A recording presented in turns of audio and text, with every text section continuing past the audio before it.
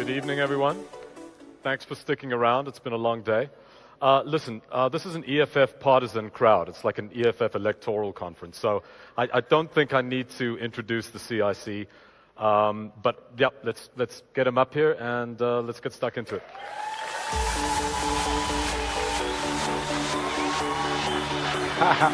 Where do I go? So we give a quick address, yeah? Okay, Yeah, that's and then fine. we'll get into All right, it. yeah, thank 10 you. minutes.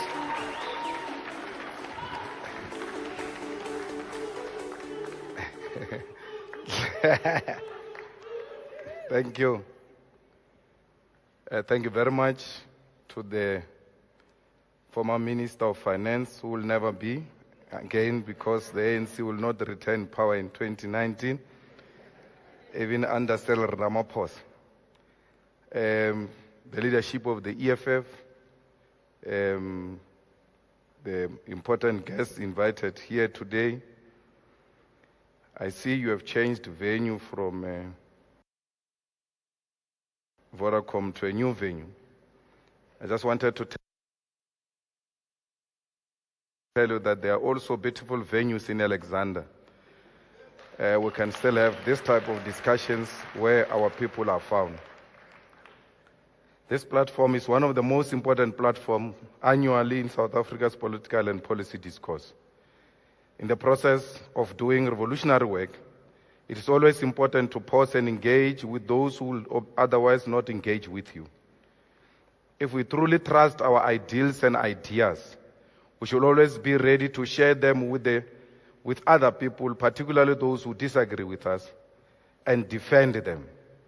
The many political developments that have happened in 2017 illustrate the simple fact that our country, South Africa, is on the verge of turning into a failed state, like many other failed states in other parts of the continent. The features and definition of a failed state are not difficult to notice. 1, the absence of the rule of law. 2, the emergence of untouchable precedent. 3, massive corruption that is not acted upon. 4, promotion and embracing of mediocrity into the highest office. All these features perfectly define where we are as South Africa. We have witnessed the growing confidence of white supremacists who seek to undermine the democratic project. The capitalist backbone of the looting project are the parasitic capitalists, the Guptas who do not create any wealth but largely depend on the state for their financial muscle. The white supremacists are anchored by beneficiaries of apartheid capitalism who take advantage of the fact that the sitting government is self-destructing. All these developments do not substitute the fact that majority of our people are still excluded from the mainstream economic participation. Black people in South Africa are living in squalor, and those with political power do not know how to use political power to capture the economy on behalf of the black majority and Africans in particular. As a result, more than 30 million South Africans live in absolute poverty with no guarantee of where the next meal will come from. South Africa's economy is not growing and it's jobless, meaning that many young people who are entering the working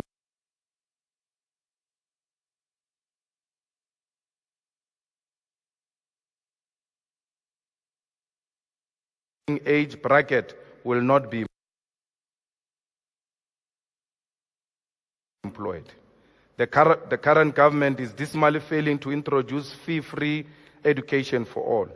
Even if they were to introduce free education, they have not invested in university and TVET colleges to absorb majority of the students who qualify for post-secondary education.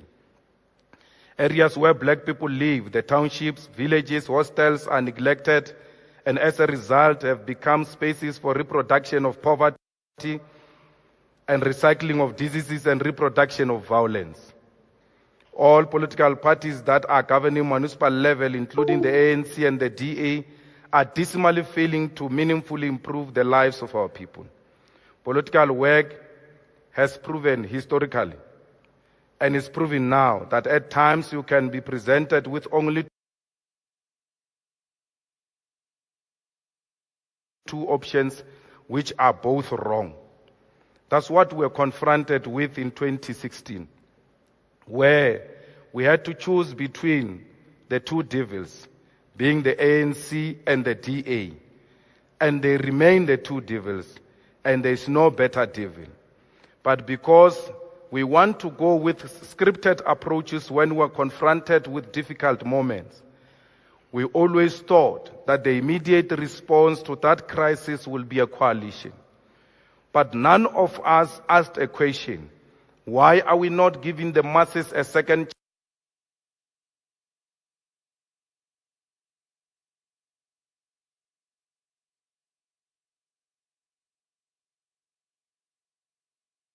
chance to decide which government they want?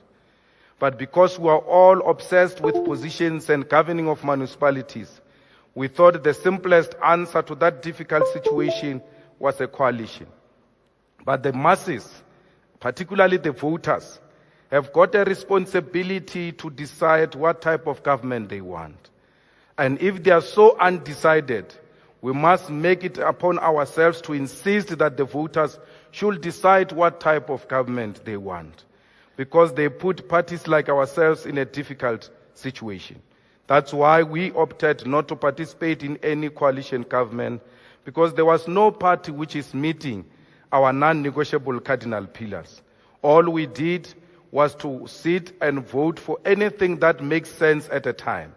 So if we go to Johannesburg municipality, and there is a mayor of the ANC with a history of immediate corruption, and a mayor of the DA who has got no history of anything except selling the hair products, you are bound to try the hair product man, because he has got no history of wrongdoing. So we were forced to do that. But even after doing that, we come here to confess that indeed that was not an answer. Our people in those municipalities are still subjected to difficult conditions. Our people are still subjected, particularly in Johannesburg, to xenophobic utterances by the mayor of Johannesburg, who think that resolving a problem which is affecting all of us is through attacking foreign nationals, which is not a solution. Even if foreign nationals were to leave tomorrow, we will remain unemployed. Our infrastructure will remain in a bad condition. If you doubt that, ask the people of the North here in Sandton. They spend 3 days without water. And I suspect some of them are here. They didn't take a shower in the morning in a municipality run by the DA. So even if you chase away the foreigners, that pipe was still going to burst. It is not bursting because there are foreigners here. So it is wrong to think that our problems are caused by foreigners. In Tshwane, you've got a mayor who has got a white supervisor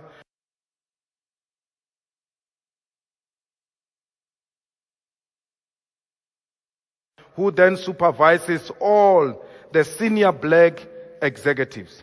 There is a lady called Marietta who sits in the top executive management meetings. Even when she's not in a top management herself, she's just a chief of staff. Why? Black Africans cannot be trusted with such a huge responsibility. They require white supervision. So those are the things that we come to experience from time to time, including in Nelson Mandela Metro, where Trollip is just arrogant and not listening to anyone. We find ourselves in this situation because the voters were undecided, and all of us opportunistically took away the right, took away an opportunity to give voters a second chance to correct their mistake. So we think that in 2019, no matter what happens, if there is no outright winner of the national elections, the voters should vote until they decide who should be their government.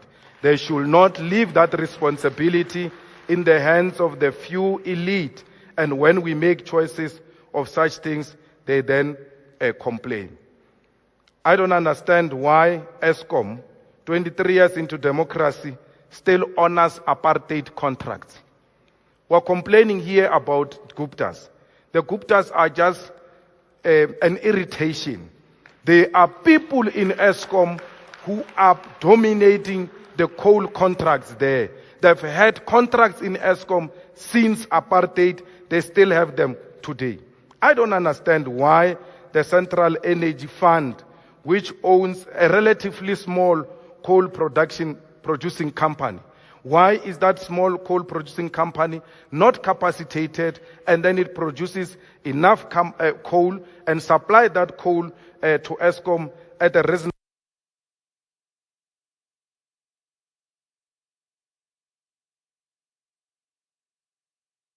rate so that ESCOM can sell electricity to our people at an affordable rate. So all of this will not happen because the beneficiaries of apartheid are still benefiting today, and anyone who dares to disturb them will become their enemy. They don't want to hear that. Anyone who says that is a racist, is buying into Bell Pottinger's narrative. I don't buy into Bell Pottinger's narrative. I said this before Bell Pottinger became fashionable in South Africa. I became fashionable before Bell Pottinger. Therefore, I will not have got my narrative from Bell Pottinger. So don't dismiss the genuine demands of our people because of a simple irritation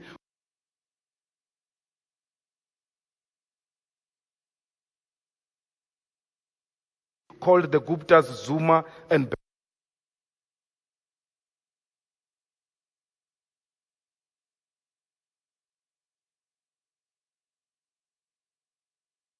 Bell Pottinger. We must not make a mistake of abandoning the struggle for economic emancipation because of irritations. We must remain focused in fighting white monopoly capital and in transforming the economy to benefit the majority of our people. When we say let's nationalize the banks, you say these people are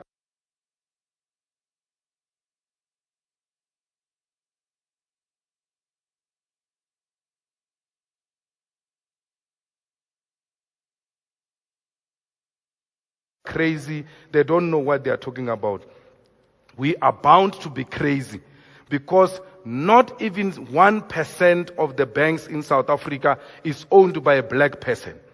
What do you do in a situation like that, where people, the bank owners, had an opportunity to transform without anyone forcing them, had an opportunity to transform without anyone expropriating from them? 23 years into democracy, they've never done that. So you are waiting for craziness. Maybe the craziness is what will be a positive response towards transformation of these economic sectors. Many people say these investors will go because you are scaring them, they will live with their things. What is the point of having them here if we cannot eat this food? We can only smell the food. We have no access to this meal.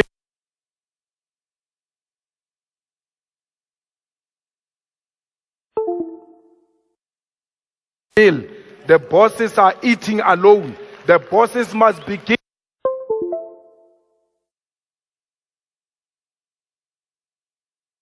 to eat with their people. Otherwise, they can take their food and go, because this food is not benefiting anyone here. We are only eating the crumbs that fall from the table. And that's what we black people are fighting over. We cannot agree to that. The minds are not transformed. The commanding heights of the economy are not transformed. The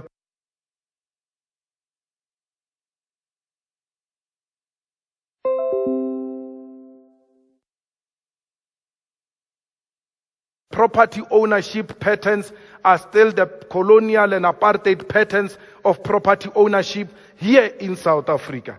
And everyone else who says that he is not educated, he is stupid, he doesn't think. And many of our people who suck up to these dominant ideas of colonizers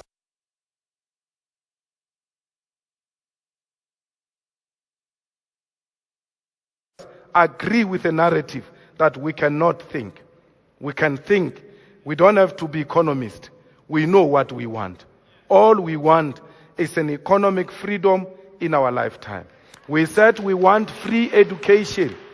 And then we are told we cannot afford free education. The banks must loan these people so that they go to school. So that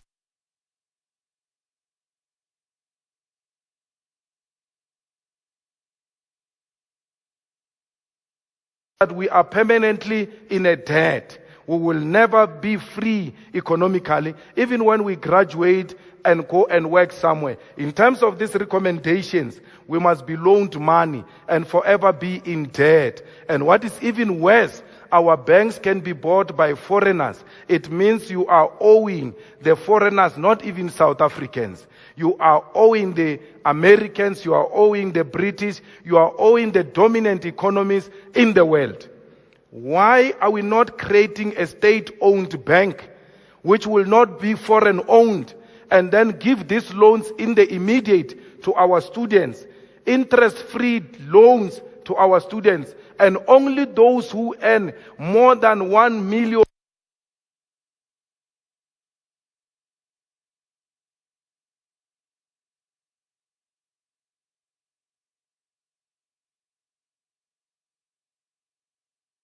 per annum should pay the debt back.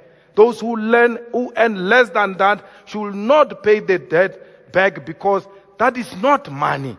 Especially those who come from poor background, especially black people who still have got a responsibility, by the way, to go and pay the black tax. They must build homes for their mothers. They must feed their children, and not only their children. The fact that in the village they know that you are a graduate, you must know that you are going to be supporting all the children in the village. Because every time they pass well, they can't go to school, they knock at your door and say, this child has passed well, he doesn't have money of transport to go to Cape Town, he's got NSFAS. He's got NSFAS, he doesn't have money for registration. Those are the people who must be exempted from paying this loan back, because they are taking care of the poor of the poor.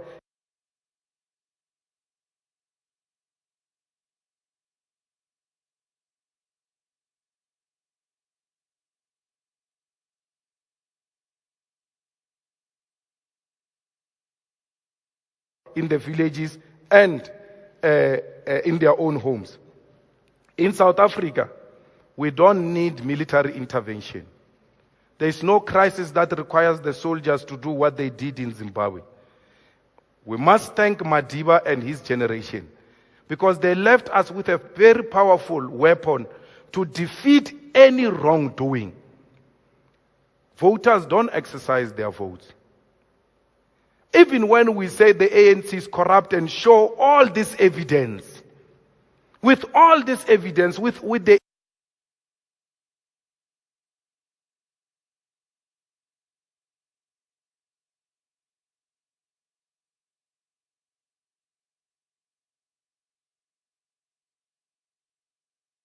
emails, with the testimony that gets to be given in the ESCOM inquiry, the voters still vote the ANC into power. So why do you want to blame anyone? You can't blame Zuma. Zuma didn't put himself in power. Zuma says every day to my money in parliament, if we go to the elections tomorrow, I'll clobber you. And he's not telling lies, he's telling you the truth. The South African voter will vote for this corruption. The voters must exercise their power. The voters do not exercise their power. In 2016, YDA won some municipalities and become a leader in those municipalities. It's not because people outvoted the ANC. The people did not go to the polls. They stayed at home. Meaning, the people love the ANC. And without the ANC, there's nothing else for them. Why is the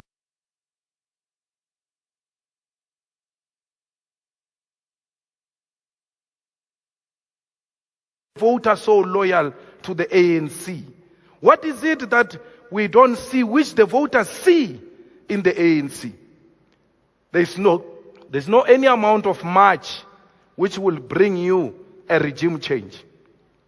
There's no any amount of looting and destruction of property which will bring a regime change. Not in South Africa. All of these things of marching and all that is an attempt to conscientize the voter. But the whole power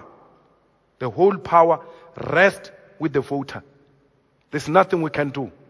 Anything other than the power of the voter is unconstitutional, and it must never be encouraged in South Africa. The voter must know the power they have. You cannot say you love this constitution and say this is the best constitution ever, and then want to do unconstitutional things because you are irritated by Jacob Zuma. It doesn't matter how much angry you are. Respect the constitution and the will of the voters. So that's why when we make a call, we say Zuma must go. We don't say the ANC must go, because the voter voted the ANC. So we cannot undermine that will of the voter. But we can say this one who's not a product of the voter must go. So the ANC must self-correct. But the ANC has got no potential to self-correct. There's no potential leader who will emerge and lead the ANC into victory in that conference. That thing is not a funeral of the ANC. It's an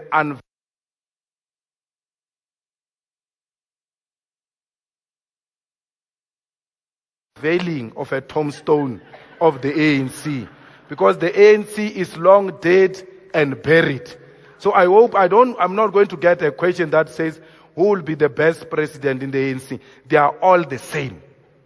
Ramaphosa was there when the rot happened. Ramaphosa, in his discussion with Kgalema Motlanthe, remember that guy said to Kgalema, I'm only contesting because I want to fight corruption. I've never seen Ramaphosa in any police station opening a case against corruption. Thank you. Thanks, Yossi.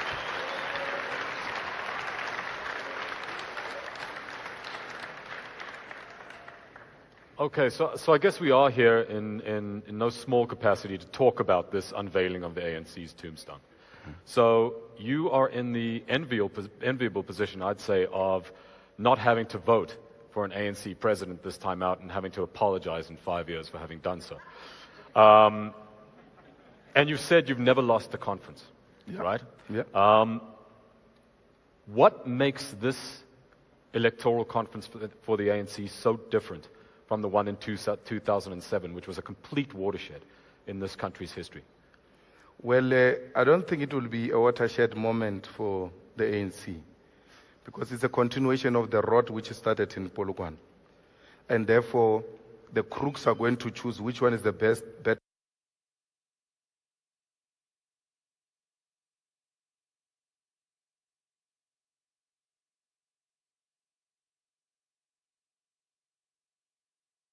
Crook to lead the mafias going forward. So they are not choosing a president, they are choosing a don of the mafia. So that we must know the difference. So it's not a turning point. Nothing is going to come out of it. They said radical economic transformation. In their policy conference, they came with nothing close to radical economic transformation. So I don't know what is the excitement about. There's really nothing which is going to happen. The watershed moment, not for the ANC, for the country, is 2019, when a country will have an opportunity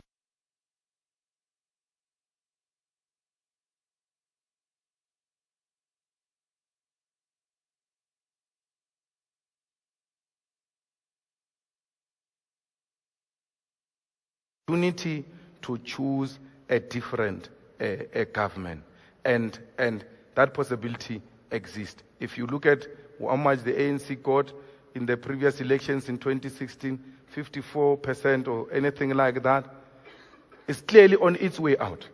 And it doesn't matter what they do in the conference in December. Okay, well, that seems to be a lot of the consensus opinion is that the ANC is going to be voted out in 2019.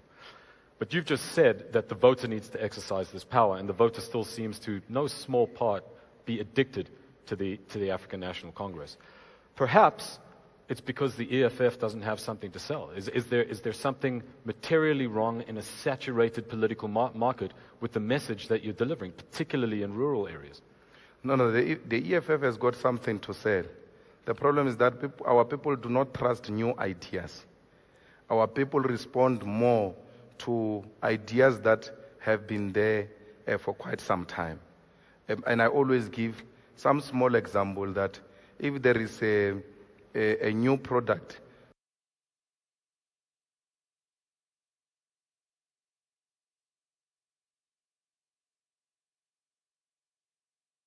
of washing clothes, and you go and buy that product, and then you come with it at home, your grandmother or your mother is going to fight with you big time. I told you to buy Omo, not this thing. Mama, this one is much better. Imunyula mafura.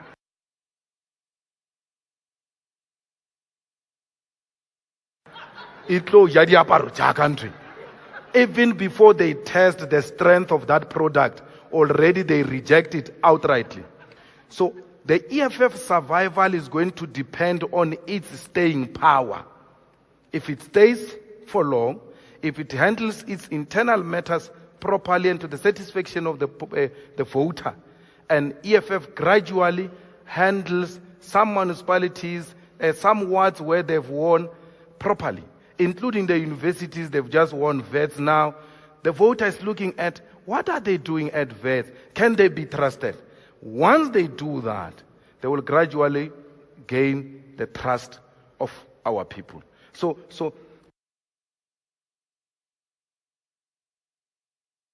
our people are not that gullible that there is a new color now, let's go for it. No, they want to see, does this have a staying power? And the EFF does have the staying power.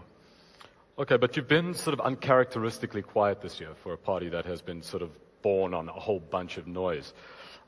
We know that you've dubbed this year the year of the branch. What does that mean? Maybe you could explain it to the audience a little bit. And given the slow pace of your growth, why not concentrate on urban or peri-urban areas? Why spread the sort of munificence across the entire country when perhaps you should be concentrating on urban areas where you guys have name recognition? I have been quiet deliberately because the ANC is eating itself. And every time I speak, I unite them.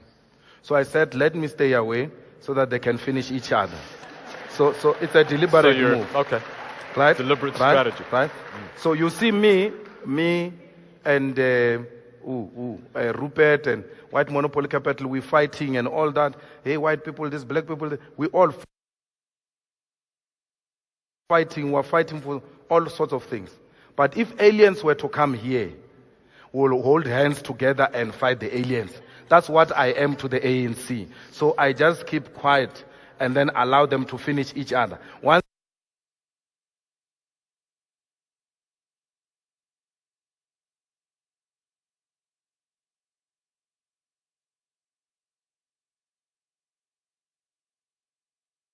they are done, I come out and take over the ground because there's no a point of uniting the ANC. So politics are like that.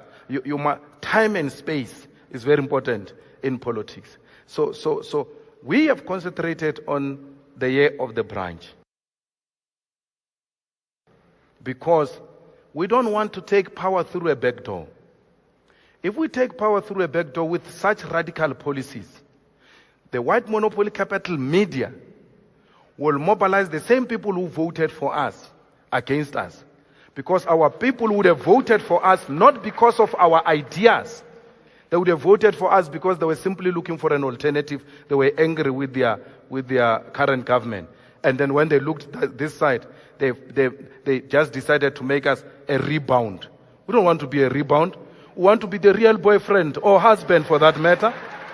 So how do you become a real boyfriend or husband or real wife or real girlfriend? Is by going to the ground and make people aware of your ideas. They must love you for who you are, not what you appear to be. That's why it is the year of the branch. We need to build the branches. We need to go to the rural areas In the rural areas, the ANC is not contested. When you talk politics, they think that is a synonym for ANC.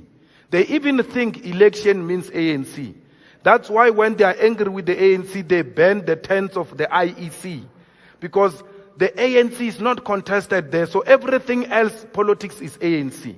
So we ought to do away with that idea. I've been in the ANC, and I've seen the PAC, how it failed to defeat the ANC, and I've seen many others, how they failed to defeat the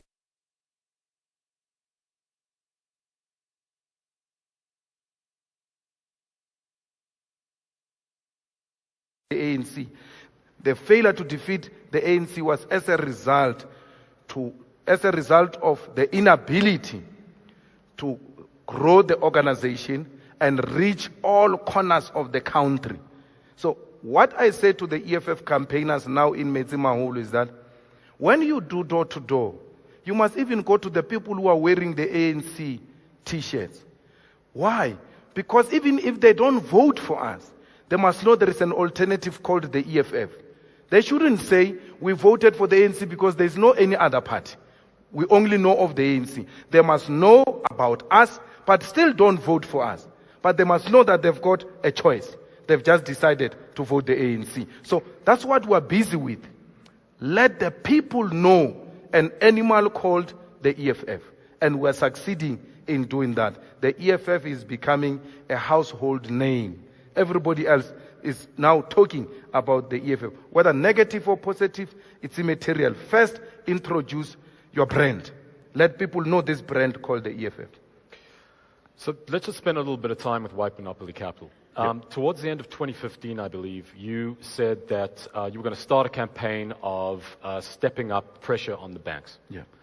Stepping up pressure on the big companies, the untransformed big companies in this country. With the Gupta leaks, we've done a great job of patting ourselves on the back on all of this stuff, but I'm not sure we've done a good enough job linking for the average person in this country what corruption actually means. That when you steal from the government, you're actually stealing from people's plates. We haven't explained this process well enough, right? At the same time, you have political parties that seem, or opposition parties that seem very meek in the face of these big corporates. Haven't put the pressure on them that we would expect. In fact, if anyone has a scalp, it's the Democratic Alliance with Bell Pottinger. Shouldn't the EFF be stepping up? Shouldn't you be holding to that promise about going after ABSA and the other banks? My brother, in this country, in every big company, there's a huge debate taking on. How do we transform? How do we empower our people? Because of the EFF. There's no company in South Africa which is not talking about this. They may not be doing it, but majority of these companies are now beginning to talk. The ANC doesn't talk about corruption because they are doing it. The DA doesn't talk about transformation because it's benefiting them when the industry remains untransformed. We speak about both. There's every black person in this country, in their workplaces, including the unemployed people, when they are confronted with difficult situation, they are like, maybe we must call the EFF to come and attend to this management. Everywhere. When they are not getting promotions, when white young people with less qualifications are imposed on them, the first thing they say from their mouth is, EFF spoke about these things long before, and we see them happening now. So we've given our people the weapon to use at their workplaces. So we don't have to be there ourselves. Those workers who are there, they are the EFF themselves. They are now fighting for themselves. Today, we see a lot of things being exposed because the EFF has given these people a voice. They've got the voice. So don't tell me about public relation Bell Pottinger. I'm talking real stuff, man. Our people have gained serious confidence. Ask any black person in corporate here in Sandton when you live here. They will never articulate and not finish the articulation without praising the EFF on how it has brought about confidence in them. The Johannesburg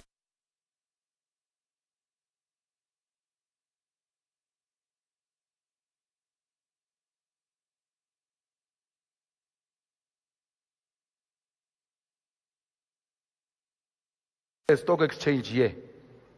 We went into a meeting with them. The company, they said to us, we've started gradually to introduce offering our workers the shares in our company, in line with what you have asked us to do. And there is a chap in this company who speaks a lot here. He's the one who stood up in the meeting of the workers and said, we are happy you are beginning to implement the memorandum of the EFF because now we are receiving something from the company we work so hard for. So all of that, it's happening. And because we are doing it genuinely, not for public relations, we don't care whether it gets reported or not. As long as the conditions are changing for our people, we are happy with that. We've done that. We've put too much pressure in this country. We continue to put too much pressure in this country. We didn't go to ABSA for simple reason. Because Gupta Stooges hijacked our plan and went to ABSA. And then what must happen? I must march behind Atul.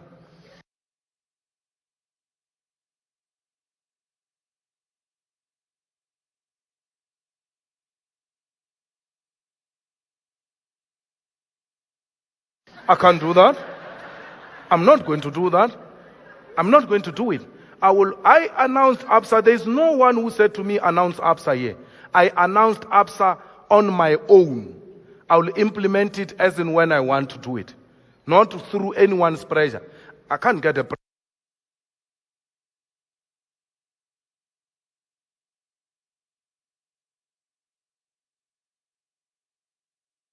pressure from Ketama.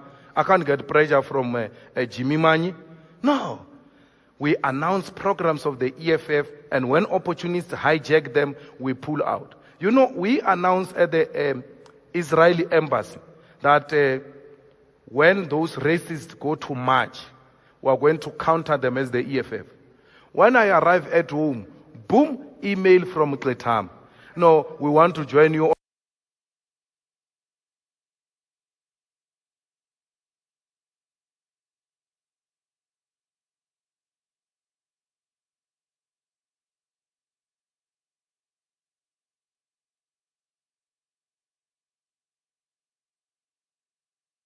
On that day of the march.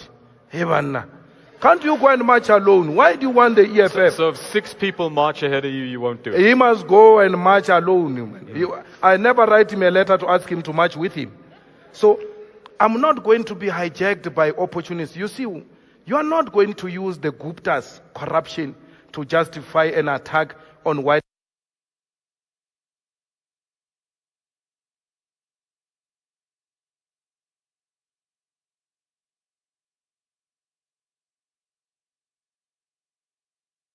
Monopoly capital.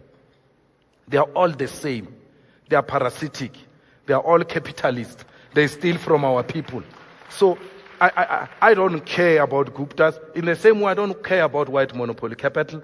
And white people must start moving away from a concept of white monopoly capital. When we say white monopoly capital, we're not saying white people. But, you know, they've become so fragile that when you attack white monopoly capital, they think you are attacking them. They should be joining, especially white women who were excluded by these white Afrikaner males from owning the means of production. The white women must join the EFF and say, yes, we too were excluded by our own husbands. We want to own the land. We want to own the industries. That's what we are talking about. But once you say white, hey, they are very sensitive. Next steps. So we don't want that. Stop being sensitive. We are a democratic country. And this democracy can only work if there is a robust debate.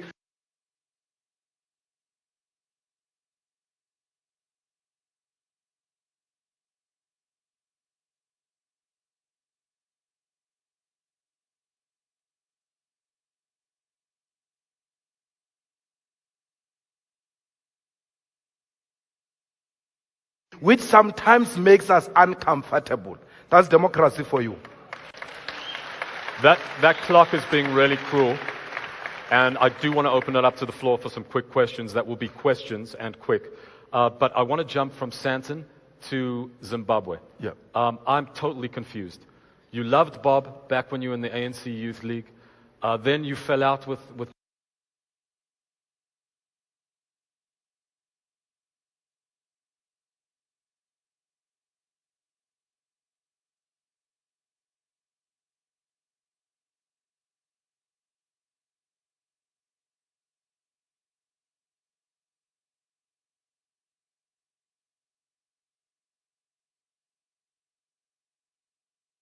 Bob. Now you sort of are happy that he's gone. Explain to me the whole process, because I love Bob. There's never been a moment where I don't say I love Mugabe. I don't love Mugabe. I love him. But you advocated for his removal. But when I love you, it doesn't mean I can't criticize you. My wife is my biggest critic person. All the time, and when I finish to speak, she comes on top of me. I'm like, are you sent by Zuma or something? We share that experience. She does that because she wants good out of me.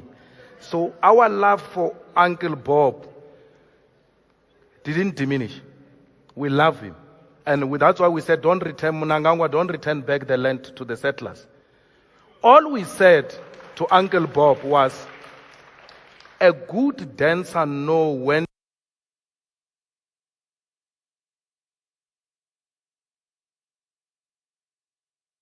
to leave a dance floor. It doesn't mean you don't know how to dance. So you must ask these black people who are sitting next to you. In the weddings there, in the townships and parties, we open something called a circle. And then a good dancer gets into the circle and he dances. It doesn't matter how good that person is. If he takes long, we drag him. But he remains a good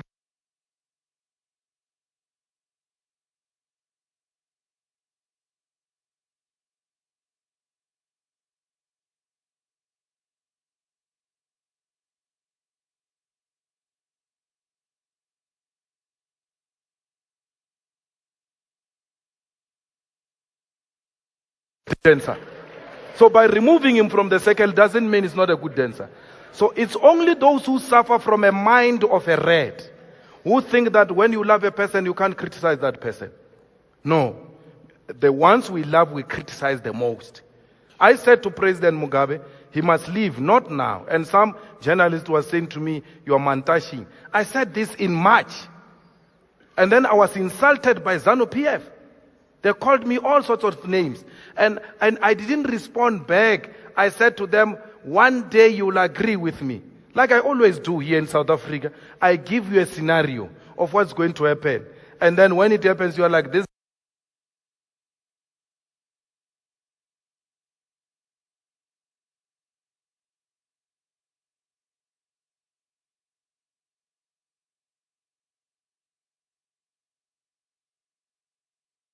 guy is a prophet.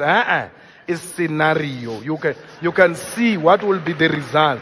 So I've seen it long before that President Mugabe is going to be humiliated if he doesn't leave. And then look at what happened. He had to know it's time to go. And the problem is not his wife. The blaming of the wife fits directly into narrative of patriarchal society. That for every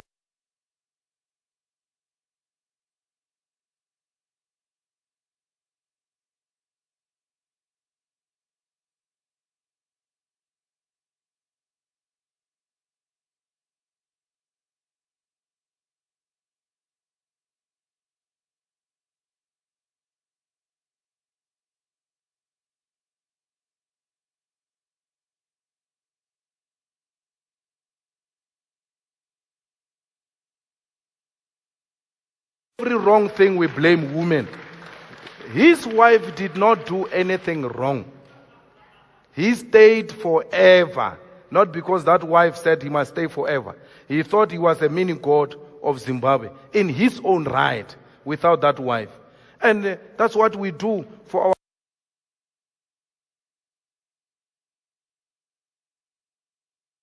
partners. If my wife wants to stay in this company which is exploitative, she was working for an exploitative company, I said to her, you must leave. She says, no, I like it here. I'm like, oh yeah, you can stay, baby, it's fine, it's okay. We support each other like that as partners. She found herself in that situation. But she has never claimed to be a politician. She has never claimed to be a revolutionary. A revolutionary is Mugabe. He had to know, even if she wanted him to stay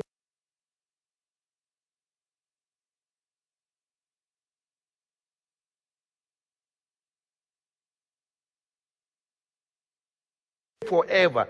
As a revolutionary, he had to know himself what is wrong and right, and advise her that, baby, it's time to go.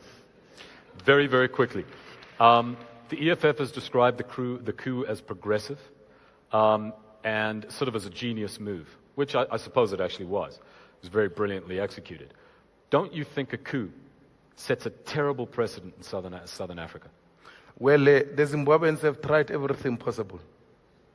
You know, there are certain things we don't wish for ourselves, but we find ourselves in that, you know, a compromised position. That's why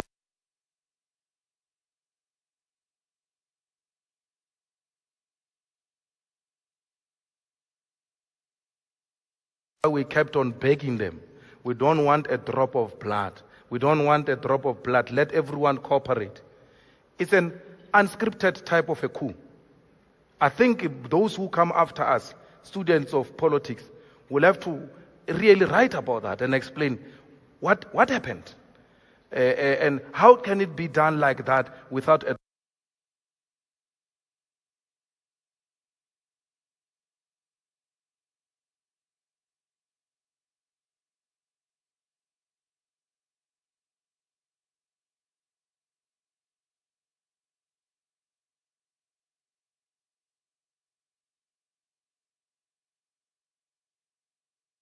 drop of blood. So we want to thank them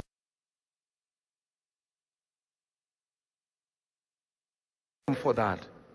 We may not agree with the method they used, but those people were in a terrible situation. Where a man fires people like it's happening here in South Africa without any reason, an abuse of power, it cannot be tolerated. You are forcing the army to act in a manner they did in Zimbabwe. That's why I'm saying here in South Africa it will not happen. Because here we go to election every 5 years. And then we choose every president we want. Even if Zuma wants to come back now, it will not happen. We're going to take him. Election in 2019? No, if he wants to stand, we're going to take him to court and disqualify him. He can't run for the third term.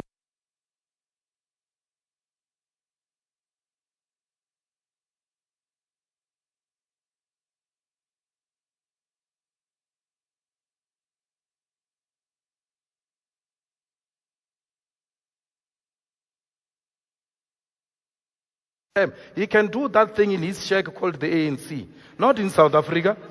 No, here we're not going to allow that nonsense. We'll take him to court, and when he defies the court, he will be charged and arrested. I'm going to open the floor very quickly. Over there. Over here. Go ahead. Thank you very much for coming, Julius Malema. My name is Mikey from Umuzi. I just want to ask you a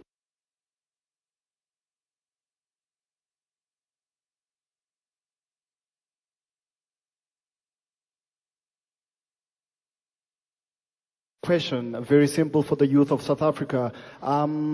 What is that thing that you want to tell people out there, especially the youth of South Africa? As I said, that we are here unemployed. We're trying to go to schools. We don't have funds. If the EFF goes into power, what is that thing that you want to tell the youth that this will happen for them for change?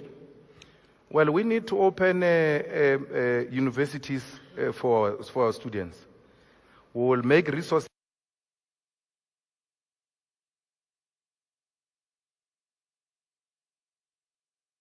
available. There's plenty of resources in South Africa. And those resources are being taken out of our country through illicit financial flows and tax avoidance. All of that needs to be arrested, and we rechannel the resources to important things like education. We need to minimize, especially the spending on politicians. A lot of money gets spent on politicians. They've got houses in Pretoria, houses in Cape Town. They fly all types of things. They've got all types of benefits. You need to cut those things out. I don't understand why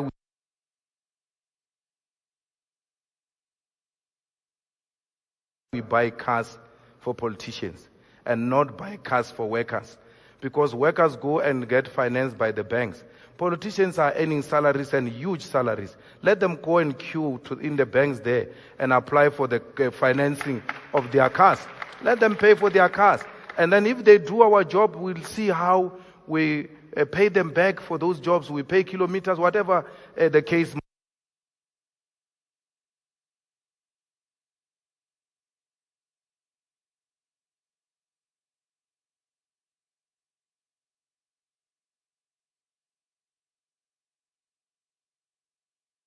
might be. So it cannot be that some money must be made available for these special people. There is enough money. We need to fight unemployment in South Africa by bringing confidence in the investors. There is a lot of liquidity in our banks. The people with money, they are not investing in industrialization, which will lead into jobs because they don't have confidence in our democracy. They don't have confidence that tomorrow their investments will be safe. We ought to guarantee them through how we conduct ourselves, by combating corruption, by arresting those who are not law-abiding, by making sure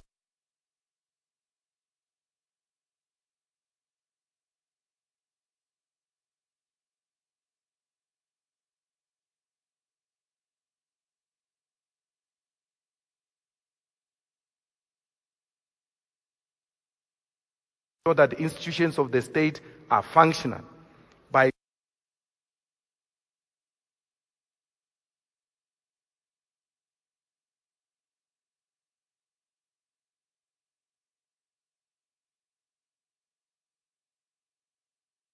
doing all of those things, will then build investor confidence. Once industrialization happens, once liquidity gets invested in South Africa, we get our people jobs. So once we address that, we're made. And our people, especially the youth, you must never say that you have been to school and there are no jobs, therefore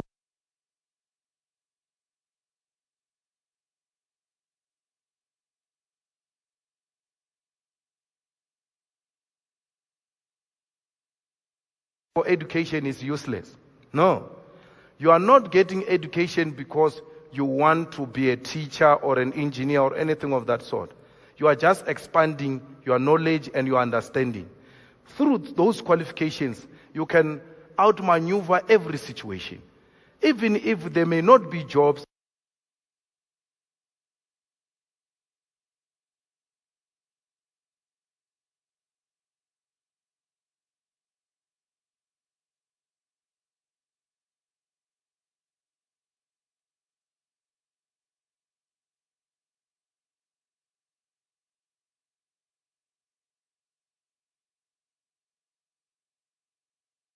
in your field, but an educated person